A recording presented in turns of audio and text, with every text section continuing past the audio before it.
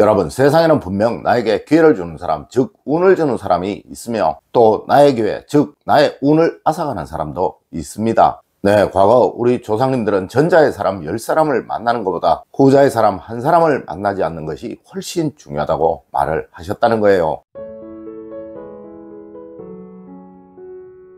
여러분 안녕하세요, 이정민입니다. 여러분, 분명 여러분에게 악연인 사람이 있습니다. 이런 사람을 만나게 되면 무조건 여러분의 인생에는 불행이 생길 수밖에 없다는 것이죠. 맞습니다. 사람은 귀인, 즉 만나면 무조건 나에게 도움이 되는 사람도 있으며 또 득도 없지만 실도 없는 사람이 있으며 또 약간은 손해가 될 수도 있지만 그래도 큰 해가 되지 않는 사람도 있으며 오늘의 이야기처럼 절대 만나서는 안 되는 악연이 되는 사람도 있다는 거예요. 네, 이런 악연인 사람을 얼마나 만나지 않느냐에 의해 여러분은 인생의 불행을 덜 겪게 된다는 것입니다. 여러분, 이제 알려드리는 이런 사람은 여러분과 악연인 사람에게서 무조건 드러나는 특징이니 이런 사람은 절대 멀리하시고 또 절대 곁을 주지 마십시오. 네, 우리 궁합론에서 말하는 악연인 사람, 바로 이런 사람입니다. 첫 번째로, 자주 만나지만 왠지 모르게 계속 정이 안 가는 사람입니다. 여러분, 궁합론에서는 이런 말을 합니다. 사람의 궁합에는 세 가지가 있으니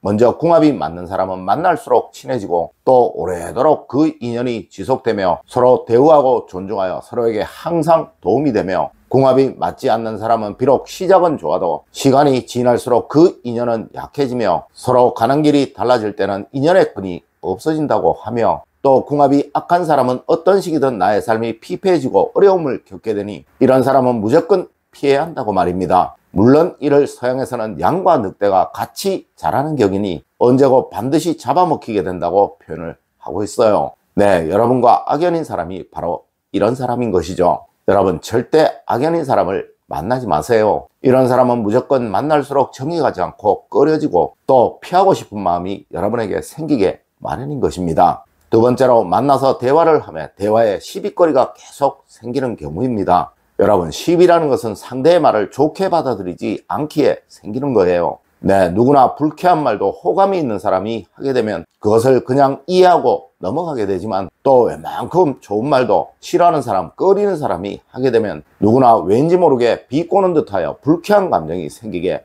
마련이라는 것입니다. 맞습니다. 시비는 서로 간에 좋지 않은 감정이 있기에 생기는 거예요. 여러분, 사람은 서로 간에 좋아해야 인연이 되고 또 불행이 생기지 않게 되는 법입니다. 일단 시비거리가 생긴다는 자체가 둘 중 하나는 상대에게 불쾌한 감정을 가지고 있다는 이야기인 것이죠. 그리고 이런 관계는 언제고 한 사람은 무조건 피해를 보게 마련인 거예요. 특히 상대가 여러분에게 이런 마음을 가지고 있을 때는 아무리 여러분이 그 사람에게 잘해주어도 언젠가는 여러분에게 큰 마음의 상처를 주게 마련이라는 것이죠. 네, 이런 관계는 악연이라고는 할 수 없지만 분명 좋지 않은 관계, 일정한 거리를 두어야 하는 관계라는 것입니다.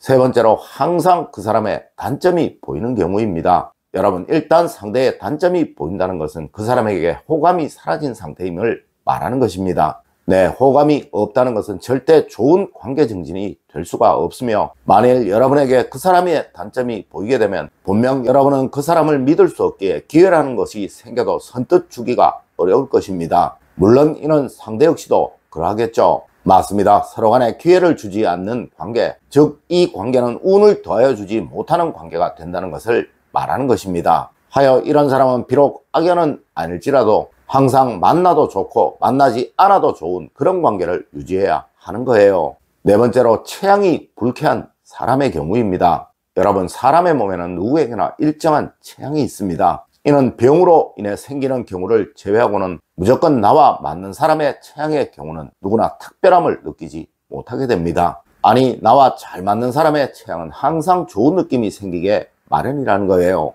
맞습니다. 마치 여러분이 어머니의 체향을 평생 기억하는 것으로 이해를 하시면 될 것입니다. 하지만 여러분, 이 체향이 정말 꺼려지는 경우가 있을 수 있어요. 네, 이는 여러분의 본능이 그 사람을 거부하는 것입니다. 여러분, 사람은 자연의 한 부분이기에 자신에게 불행이 생기도록 만들 것은 본인도 모르게 피하고 멀리하라는 경향이 누구에게나 다 있어요. 네, 체향이 불쾌하거나 좋지 못하다면 그 사람은 무조건 피하십시오. 이는 반드시 여러분에게 해가 될 것임을 본능이 알려주는 것이고, 또 이런 사람은 언제고 반드시 여러분에게 큰 해가 될 사람, 즉 악연이 될 사람임을 말하는 것입니다. 물론 누구는 향수 냄새로 인해서, 화장품 냄새로 인해서 그러할 수도 있겠다라고 생각도 하시겠지만, 여러분 절대 그렇지 않습니다. 내 취향은 절대 속일 수 없고, 어떤 향수나 어떤 화장품을 뿌려도 반드시 그 호불호는 사람에 따라 달라지게 마련이라는 거예요. 다섯 번째로, 같이 있으면 늘 좋지 않은 일이 생기는 경우입니다. 여러분, 우주에는 기회파동이 있습니다. 네, 세상 모든 것들에는 항상 일정한 기회파동이 다 있다는 것이죠. 그리고 그 기회파동은 항상 모든 것들이 다 다릅니다. 하지만 간혹 이 기회파동이 일치하게 되면 무조건 한쪽은 깨어지게 마련이라는 거예요. 맞습니다. 기회파동이 비슷한 사람과 같이 있게 되면 기회 증폭이 생기기에 항상 어떤 일이든지 생겨날 수밖에 없으며, 두 사람의 기회파동이 일치하면 일치할수록 항상 불행한 일이 생기게 마련이라는 것입니다. 네, 이것을 동양에서는 궁합이라는 것으로 표현을 합니다. 여러분, 항상 만날 때마다 안 좋은 일이 생긴다면 그 사람은 분명 여러분과 악연입니다. 네, 이럴 때는 그저 피하는 것이 상책이에요. 이런 사람과 같이 있게 되고, 또 만남이 오래되면 오래될수록 여러분에게 오는 그 불행은 더 커지게 될 수밖에 없게 된다는 것이죠. 여섯 번째로, 돈과 관계되는 일들이 자주 생기는 경우입니다. 여러분, 사람은 목적에 의한 만남이 있고 또 호의에 의한 만남이 있는 법입니다. 물론 후자의 경우는 일반적인 경우를 말하는 것이며, 또한 보편적인 인간관계를 말하는 거예요. 네, 절대 돈과 관계되는 만남, 즉 목적이 있는 만남의 경우를 피하시라는 이야기인 것입니다. 맞습니다. 목적이 있는 만남은 목적이 없어지면 관계가 지속될 수가 없게 되며, 간혹 이 목적이 불행을 만드는 경우가 생길 수 있다는 것이죠. 일곱 번째로, 여러분, 타인에게 악하게 대하는 사람은 무조건 피하는 것이 상책입니다.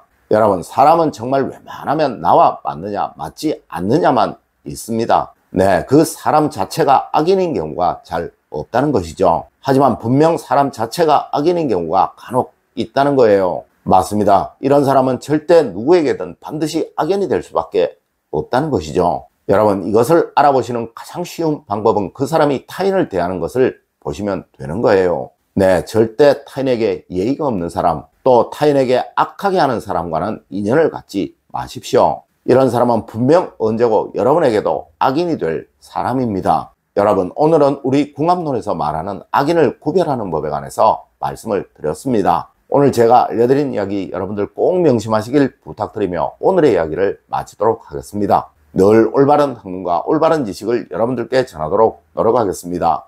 여러분, 긴 시간 감사드립니다. 감사합니다.